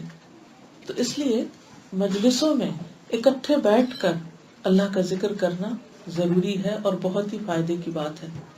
ابو سعید کہتے ہیں کہ معاویہ رضی اللہ تعالیٰ عنہ کا ایک مسجد میں ایک حلقے کے پاس سے گزر ہوا تو انہوں نے کہا کہ تم لوگ یہاں کیوں بیٹھے؟ کہتے ہیں اللہ کی یاد کے لیے بیٹھے ہیں، کچھ سیکھ سکھا رہے ہیں. تو معاویہ کہتے ہیں کہ میں نے تم سے کسی قسم کی کوئی بدگمانی نہیں کی کہ میں تم سے کوئی انویسٹیگیشن کر رہا ہوں کہ یہاں کیا کر رہے ہو بیٹھ کے. اصل میں میں نے ایک دفعہ رسول اللہ صلی اللہ علیہ وسلم اور صحابہ کو دیکھا کہ آپ اسی طرح گزرے اور آپ نے لوگوں سے پوچھا کہ تم کیوں بیٹھے ہو، تو انہوں نے کہا کہ ہم اللہ تعالیٰ کے ذکر اور اس کی حمد و ثنا کے لیے بیٹھے ہیں، اس لیے کہ اللہ نے ہمیں اسلام کی نعمت دی، ہم پر اس کے ذریعے احسان کیا. تو آپ نے پوچھا کیا کوئی اور مقصد؟ کہا کوئی اور مقصد نہیں، صرف اللہ کی یاد کے لیے یہاں اکٹھے ہو کے اللہ کی بات کر رہے ہیں بیٹھ کے. تو آپ نے فرمایا کہ جبریل میرے پاس آئے ہیں یہ خبر لے کر کہ اللہ سبحانہ وتعالیٰ ان لوگوں کی وجہ سے فرشتوں پر فخر کر رہا ہے، فرشتوں کے سامنے ان کا ذکر کر رہا ہے کہ دیکھو فلاں جگہ میرے بندے صرف اس کام کے لیے بیٹھے ہیں، اللہ کا شکر ذکر کرنے کے لیے. کیونکہ ایسے لوگ کم ہیں نا، ایسی مجلسیں کتنی ہوتی ہیں شہر میں، پورے علاقے میں کتنے لوگ ایسے بیٹھتے ہیں؟ ہارڈلی کوئی بیٹھتا ہے. ٹھیک ہے، اب اگر کہیں آپ جا نہیں سکتے، کوئی اور نہیں آ سکتا، تو آپ اپنے گھر کے افراد بھی بیٹھ کے اکٹھے بات کر سکتے ہیں. تو اگر ایک فیملی ٹائم رکھیں، اگر روز ہو رہی تو بہت ہی اچھا، اگر روز نہیں ہو سکتا تو ہفتے میں ایک دن کر لیں. کھانے کے بیس پر بھی تو ہم اکٹھے بیٹھتے ہیں نا، میک شور کرتے ہیں کہ دن میں ایک میل اکٹھے ہو جائے، اگر ایک نہیں ہو سکتا تو ہفتے میں ایک اکٹھا ہو جائے. کس لیے؟ کیونکہ اس کا اپنا ایک فائدہ ہوتا ہے، ایک خوشی محسوس ہوتی ہے. اکیلا کھانا کھانے میں وہ بات نہیں ہوتی جو مل کے کھانا کھانے میں ہوتی. تو اسی طرح جیسے اکٹھے مل کے کھاتے ہیں تو اکٹھے مل کے اللہ کا ذکر کریں. بچوں کو ساتھ بٹھا لیں، کوئی چیز شروع کر لیں, کوئی بک شروع کر لیں, ان سے پڑھوائیں, خود پڑھیں, کچھ ذکر کریں, دعا مانگیں, کوئی بھی چیز کریں, لیکن اجتماعی طور پر کلیکٹیولی اللہ کا ذکر. اور پھر آخر میں فرمایا کہ جس کا عمل سست ہوگا اس کا حسب نسب اس کو فائدہ نہ دے گا. اور یہ بہت حقیقی بات ہے. نوح علیہ السلام کا بیٹا ہم دیکھتے ہیں کہ وہ باپ کے طریقے پر نہیں تھا تو پیچھے رہ گیا. نوح علیہ السلام اور ہود علیہ السلام کی بیویاں وہ اپنے شوہروں کے طریقے پر نہیں تھی تو ان کی بیوی ہونا ان کو کام نہیں آیا. حضرت ابراہیم علیہ السلام کے والد, ان کے ساتھ جو کچھ ہوا, اور یہی بات آپ صلی اللہ علیہ وسلم نے اپنے رشتہ داروں سے کہی تھی کہ میرا رشتہ دار ہونا تمہارے کام نہیں آئے گا, تم اپنے لیے خود کچھ کرو. لیکن کچھ لوگ ایسے ہیں جن کے عمل نے ان کو آگے بڑھا دیا, جیسے حضرت آسیہ رضی اللہ تعالیٰ عنہ. فرعون کی قوم کا ایک شخص آل فرعون جس کا ذکر آتا ہے, رجل من آل فرعون سورۃ المؤمن میں. پھر فرعون کی بیٹی کی خادمہ جو تھی, وہ جو اس کی کنگھی کر رہی تھی اور اس کے ہاتھ سے گری تو اس نے بسم اللہ پڑھی اور اس نے اس کو سخت سزا دی. پھر حضرت بلال حبشی ہیں. تو حدیث یہاں مکمل ہوتی ہے. صرف ایک کوئک ریویو کر دیتی ہوں کہ اس حدیث میں کیا کیا ہمیں سکھایا گیا ہے. نمبر 1 یہ کہ دوسروں سے تکلیف دور کرنا خود کی تکلیف دور کرنے کا ذریعہ ہوتا ہے. دوسری بات یہ ہے کہ جس قسم کی تکلیف دور کریں گے اسی طرح کی تکلیف آپ کی دور کی جائے گی. پھر یہ کہ قیامت کا دن بہت بھاری ہوگا لیکن مومنوں کے لیے آسان ہوگا, اور خصوصاً ان مومنوں کے لیے جو دوسروں کے لیے آسانیاں پیدا کریں, مشکلات پیدا نہ کریں. پھر اسی طرح غریب, فقیر, تنگ دست لوگوں کے لیے آسانی کرنا ہم پر واجب ہے, لازم ہے. پھر دوسروں کی پردہ پوشی کرنی چاہیے. اگر کسی کا کوئی عیب یا غلطی خامی پتہ چلے تو اس کو چھپانا چاہیے. اس میں یہ بھی پتہ چلتا ہے کہ اللہ سبحانہ وتعالیٰ کو اپنی مخلوق کے ایک ایک عمل کا پتہ ہے, کون کس کی تکلیف دور کر رہا ہے, کون کس حلقے میں بیٹھ کے ذکر کر رہا ہے, کون کہاں کس کام میں لگا ہوا. پھر ایک اور بات یہ بھی پتہ چلتی ہے کہ نیکی اور تقوی کے کاموں میں دوسروں کی مدد دینی چاہیے, غلط کاموں میں نہیں. پھر علم کے لیے گھر سے نکلنا چاہیے. ہم کام کے لیے, جاب کے لیے جاتے ہیں, شاپنگ کے لیے جاتے ہیں, ملاقاتوں کے لیے جاتے ہیں, سوشلائزنگ کے لیے جاتے ہیں, تو علم کے لیے بھی گھر سے نکلنا ضروری ہے. اس کی خاص طور پر ترغیب دی گئی. پھر یہ کہ اکٹھے بیٹھ کر علم حاصل کرنا ضروری ہے, یعنی مل کے. علم حاصل کرنے میں دیر نہیں کرنی چاہیے کیونکہ وہ جنت کا راستہ ہے. اگر دیر سے چلے تو دیر سے پہنچیں گے, جو جلدی جائے گا وہ جلدی پہنچے گا. پھر خاص طور پر اللہ کی کتاب کے لیے جمع ہونا, کیونکہ یہاں یتلون کتاب اللہ و یتدارسونہ بینہم, قرآن پڑھنے, پڑھانے, سیکھنے, سکھانے کے لیے اکٹھے ہونا. اکٹھے پڑھنے میں ایک صورت تو یہ ہوتی ہے کہ جیسے تلاوت آپ کو کہلوائی جاتی ہے اور آپ سب اکٹھے پڑھتے ہیں, تو سیکھنے کے لیے اس کی اجازت ہے. جیسے صبح میں آپ کی تجوید کی کلاس ہوتی ہے نا, کہ ٹیچر پڑھتی ہے تو پھر اس کے پیچھے آپ سب ریپیٹ کر رہے ہوتے ہیں. دوسرا یہ ہوتا ہے کہ ایک پڑھتا ہے اور باقی سب خاموشی سے سنتے ہیں, جیسے اچھی قرات ہے کسی کی. پچھلے دنوں UK میں قاری ابو بکر شاطری آئے ہوئے تھے, تو مختلف مساجد اور جگہوں پر جا رہے تھے, تو ایک مجلس میں وہاں میں بھی تھی, تو اس وقت انہوں نے تلاوت کی, اور سامنے کسی قاری کی ایسی قرات سننا جو ہے وہ دل پہ عجب اثر رکھتا ہے, تو بہت ہی ہارٹ ٹچنگ تھی. تو ایسے بھی ہوتا ہے کہ بعض اوقات کوئی ایک شخص پڑھ رہا ہوتا ہے اور باقی لوگ بیٹھ کر سن رہے ہوتے ہیں, پھر دوسرا پڑھتا ہے, پھر تیسرا پڑھتا ہے, پھر چوتھا پڑھتا ہے, یہ بھی ٹھیک ہے. پھر اسی طرح یہ ہے کہ ہر شخص بیٹھے سارے اکٹھے, لیکن ہر شخص اپنا اپنا پڑھ رہا ہوتا ہے, نہ کوئی سن رہا ہوتا ہے نہ سنا رہا ہوتا ہے. لیکن حدیث سے کیا پتہ چلتا ہے, یہ یتدارسونہ بینہم, ایک دوسرے کو سناتے ہیں, ایک دوسرے کو سیکھتے سکھاتے ہیں. تو ایسے لوگوں کا اجر کیا ہے, اللہ کی رحمت انہیں گھیر لیتی ہے, فرشتے ان کے اوپر سایہ کرتے ہیں, ان کا احترام کرتے ہیں, ان کے لیے دعائیں کرتے ہیں. ایسے لوگوں کا ذکر اللہ تعالیٰ کے پاس ہوتا ہے. اور پھر حسب نسب کا دھوکہ نہیں کھانا چاہیے. انسان اصل میں وہی ہے جو اس کا عمل ہے. کسی کو اس بات پر صرف خوش نہیں ہونا چاہیے کہ وہ کسی خاص بڑے خاندان سے ہے, کیونکہ اگر اپنا عمل اچھا نہیں تو خاندان سے ہونا زیادہ فائدہ نہیں دے گا. اللہ تعالیٰ سے دعا ہے کہ وہ ہمیں عمل کی توفیق عطا فرمائے. سبحانک اللہم و بحمدک, اشہد ان لا الہ الا انت, استغفرک و اتوب الیک. السلام علیکم و رحمۃ اللہ وبرکاتہ.